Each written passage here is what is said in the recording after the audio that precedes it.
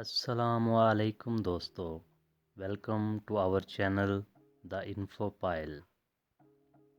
آج میں آپ کو وسطی ایشیا کے سب سے بڑے ملک اور سب سے خوبصورت ملک چائنا کے متعلق دلچسپ حقائق اور حیران کن معلومات سے آگاہ کروں گا۔ دوستو، اگر جغرافیائی لحاظ سے چین کو دیکھا جائے تو چین مشرق سے مغرب تک 5000 کلومیٹر اور شمال سے جنوب تک 5500 کلومیٹر پھیلا ہوا ہے۔ چین وسیع پیمانے پر مختلف مناظر والا ایک بڑا ملک ہے۔ اس کے علاقے میں پہاڑ، بلند سطح مرتفع، ریتلے صحرا اور گھنے جنگلات شامل ہیں۔ چین کا 1/3 رقبہ پہاڑوں پر مشتمل ہے اور اس زمین کا سب سے اونچا پہاڑ ماؤنٹ ایورسٹ چین اور نیپال کی سرحد پر واقع ہے۔ دوستو، چین میں ہزاروں دریا ہیں، جن میں بانگسی اور پیلا دریا سب سے اہم ہیں۔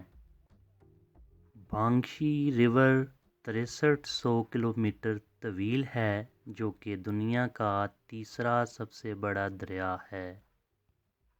دوستو، چائنا کو اگر لوگوں اور ثقافت کے لحاظ سے دیکھا جائے تو چائنا کی کل آبادی تقریباً 1.4 بلین ہے۔ چین میں زمین پر کسی بھی دوسرے ملک سے زیادہ لوگ ہیں۔ چین کی آبادی کا 1/3 حصہ شہروں میں رہتا ہے، جبکہ باقی لوگ ملک میں بیشتر علاقوں میں رہتے ہیں۔ دوستو، چین میں فنون اور دستکاری کی ایک طویل تاریخ ہے۔ ہزاروں سال سے پہلے چینی لوگ وہ پہلے لوگ ہیں جنہوں نے ریشم، کانسی، لکڑی اور کاغذ کو آرٹ بنانے کے لیے استعمال کیا، اور خطاطی نامی فنی تحریر بھی چین میں ایجاد ہوئی۔ دوستو، چین کے زیادہ تر جدید عقائد اور فلسفے ایک سرکاری اہلکار کی تعلیمات پر مبنی ہیں، جو تقریباً 3000 سال پہلے رہتے تھے۔ کونگ فوزی، جسے کنفیوشیس بھی کہا جاتا ہے، جس نے لوگوں کو اخلاقیات، رحم دلی اور تعلیم جیسی چیزوں کی قدر سکھائی۔ دوستو، اگر جنگلی حیات کے لحاظ سے چین کو دیکھا جائے تو چین کے متنوع رہائش گاہیں جانوروں اور پودوں کی سینکڑوں انواع کا گھر ہیں۔ دریاؤں، جھیلوں اور ساحلی پانیوں میں مچھلیوں کی 3800 سے زائد اقسام اور سینکڑوں جنگلی جانور اور رینگنے والے جانور رہتے ہیں۔ لیکن اس کے ساتھ ساتھ مسلسل جنگلات کی کٹائی کی وجہ سے چین کی جنگلی حیات کو سخت خطرہ لاحق پیدا ہو گیا ہے، اور اس کے ساتھ شمال میں پھیلنے والے ریگستان بھی جانوروں کی رہائش کو سکیڑتے جا رہے ہیں۔ اسی لیے چینی حکومت نے پودوں اور جانوروں کی انواع کے تحفظ کے لیے 1200 سے زیادہ ذخائر بنائے ہیں۔ پانڈا چین کا ایک نہایت خوبصورت اور مشہور جانور ہے، جو کہ جنوب مغربی چین کے دھندلے پہاڑوں میں رہتا ہے۔ اس کے علاوہ وہ زمین پر اور کہیں نہیں پایا جاتا۔ پانڈا کی خوراک بانس ہے اور عام طور پر لکڑی کے پودے کے قریب رہتے ہیں۔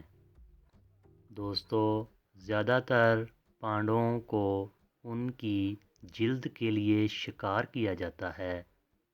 یہی وجہ ہے کہ صرف 1600 کے قریب جنگلی پانڈے باقی رہ گئے ہیں، جس کی وجہ سے پانڈا دنیا کے سب سے زیادہ خطرے سے دوچار جانوروں میں سے ایک ہے۔ دوستو، اگر تاریخی لحاظ سے دیکھا جائے تو چین دنیا کی قدیم ترین تہذیبوں میں سے ایک کا گھر ہے، لیکن یہ حال ہی میں جدید قوم میں سے ایک بن گیا ہے۔ گزشتہ 20 سالوں میں چین دنیا کے کسی بھی ملک کے مقابلے میں تیزی سے تبدیل ہوا ہے۔ چینی تاریخ کو خاندانوں میں تقسیم کیا گیا ہے، جن میں سے ہر ایک خاندان اس دور کی نشاندہی کرتا ہے جہاں شہنشاہوں کی نسل نے حکومت کی۔ پہلی سلطنت قن خاندان کی تھی اور اس کا آغاز 221 قبل مسیح میں ہوا۔ 1912 میں آخری شہنشاہ کا تختہ الٹ دیا گیا اور چین ایک جمہوری ملک بن گیا۔ چینی قوم پرستوں کے ساتھ خانہ جنگی کے بعد کمیونسٹ حکومت نے 1949 میں اپنی حکمرانی کا آغاز کیا۔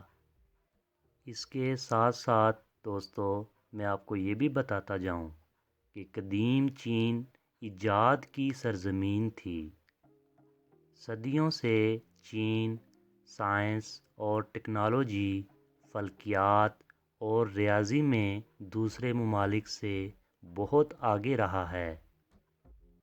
چینیوں نے دیگر چیزوں کے علاوہ کاغذ، مقناطیسی، کپاس، پرنٹنگ، چینی کے بنے برتن، ریشم اور بارود کی ایجاد میں بھی بہت کمال کیا ہے۔ دوستو، آج کے لیے بس اتنا ہی۔ آپ سے ملاقات ہوگی اگلی ویڈیو میں۔ اللہ حافظ۔